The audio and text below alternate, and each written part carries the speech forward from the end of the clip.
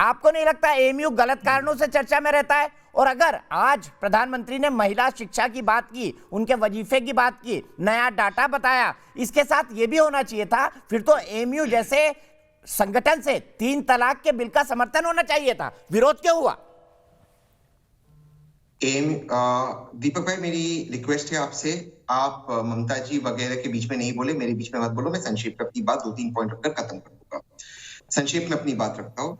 AMU, yes, AMU के बारे में गलत चर्चा होती है क्योंकि बीजेपी का आईटी सेल, जिसे मैं कहता हूँ दीनदयाल उपाध्याय व्हाट्सएप यूनिवर्सिटी, जिनके कोई भी बड़े नेता की डिग्री नहीं मिलती, लेकिन एएमयू पर ये फेक न्यूज फैलाते, जैसे आपके शो पर फेक न्यूज फैलाया गया। मैं उसका उदाहरण देकर डेट्स के साथ बताता हूँ। ये बात बिल्कुल सही है कि सबसे पहले पूर्ण स्वराज की मांग कांग्रेस के नेता लोकमान्य तिलक ने मेरे शहर पूना में की थी। स्वराज मेरा जन्मसिद्ध अधिकार है, मैं इसे लेकर रहूंगा। ये 1909 में का उस वक्त, और 3 सिडिशन ट्रायल 124A के नीचे जब उनके 3 सिडिशन ट्रायल हुए, उसमें उनके लीडर थे, उनके लॉयर थे मोहम्मद अली जीना। ये व्हाट्सएप यूनिवर्सिटी ने हकीकत है, और मोहम्मद अली जीना ने तिलक को डिफेंड किया था। यहां तक कि जब एक भारतीय जज ने तिलक को अनफेयरली ट्रीट किया था, मोहम्मद अली जीना ने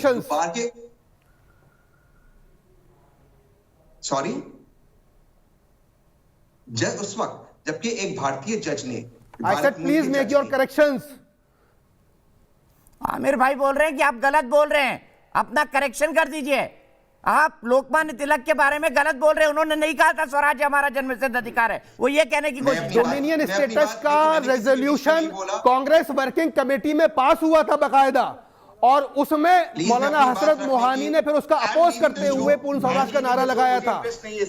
मुझे इंटरेस्ट नहीं है, थैंक यू, मैं शो छोड़ रहा हूं। और अगर आपको कोई इसमें कोई आपत्ति है, क्योंकि ये एक हिस्टोरिकल फैक्ट है, तो हिस्टोरिकल फैक्ट को हम सुन तो लीजिए ना। तहसीन भाई ने आपके बीच में बोला क्या? चुपचाप बैठे रहे वो, मैं शराफत से सुन तो लीजिए उनकी बात। एग्री हूं, एनी टाइम एनीवेयर।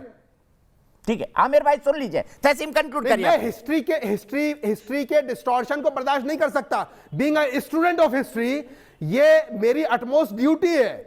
अगर कोई हिस्ट्री को डिस्टॉर्ट करके पेश कर रहा है तो अरे मेरे भाई आमिर, जरा आप हिस्ट्री पढ़ लीजिए। 1909 में कहा था लोकमान्य बाल गंगाधर तिलक जी ने कि स्वराज हमारा जन्मसिद्ध अधिकार है, हम इसे लेकर रहेंगे। तहसीन बिल्कुल ठीक बोल रहे हैं। तहसीन प्लीज कंक्लूड करिए। मैं कह रहा हूं दीपक जी, अगर आप सही हैं तो मैं आपको चैलेंज कर रहा हूं, आप 1-to-1 डिबेट मुझसे कर लीजिए। आप अपने रिटन डॉक्यूमेंट से। अरे तहसीन भाई किसी के बीच में नहीं बोले आमिर, तहसीन भाई किसी के बीच में नहीं बोले, गलत है उनके साथ गलत हो रहा है। तहसीन भाई बोलिए आप। 1909 में पूना की कोर्ट, 1909 में कोर्ट में स्वराज मेरा जन्मसिद्ध अधिकार है, ये तिलक ने कहा था। उस वक्त उनके वकील मोहम्मद अली जीना थे, और एक बार नहीं 3 बार उनके वकील थे। मोहम्मद अली जीना ने उस जज से भी लड़ाई की, मेरी बात को आप गहराई से सुनिए, उस जज से लड़ाई की जिन्होंने तिलक को अनफेयरली ट्रीट किया। यहां तक कि जज को जिन्ना साहब से माफी मांगनी पड़ी। जिन्ना साहब जो थे वो तिलक के बहुत बहुत जूनियर थे, और तिलक कांग्रेस के नेता थे। 1929 लाहौर डिक्लेरेशन में गांधी और नेहरू के बीच में लड़ाई, क्योंकि गांधी चाहते थे कि हम डोमिनियन स्टेटस को एक्सेप्ट करें, लेकिन नेहरू पूर्ण स्वराज चाहते थे। तो हम इस चीज, और व्हाट्सएप यूनिवर्सिटी के बाहर नेहरू भी पूर्ण स्वराज चाहते थे। बात इसकी नहीं हो रही, बात यहां पर हो रही है अलीगढ़ मुस्लिम यूनिवर्सिटी, क्या ये एक मिनी इंडिया है? आपका सवाल जो था, ये बिल्कुल मिनी इंडिया है। ध्यानचंद से लेकर अन्य डॉक्टर जिन्होंने भारत का नाम आगे किया है, बढ़ाने का काम किया है, हमारे पूर्व वाइस प्रेसिडेंट से लेकर अन्य पॉलिटिकल फिगर्स, अलीगढ़ यूनिवर्सिटी ने इस मुल्क को गर्व से आगे बढ़ाने का काम किया है। ये वाकई में एक मिनी इंडिया है। मैं प्रधानमंत्री का स्वागत करता हूं कि वो अलीगढ़ यूनिवर्सिटी आए, उन्होंने अच्छी बातें की, लेकिन उन बातों पर प्रधानमंत्री जी को अमल भी करना चाहिए। आपका लास्ट सवाल था कि वहां पर जिन्ना की तस्वीर हुए, ये सेंट्रल यूनिवर्सिटी है, निकाल दीजिए, फेंक दीजिए बात।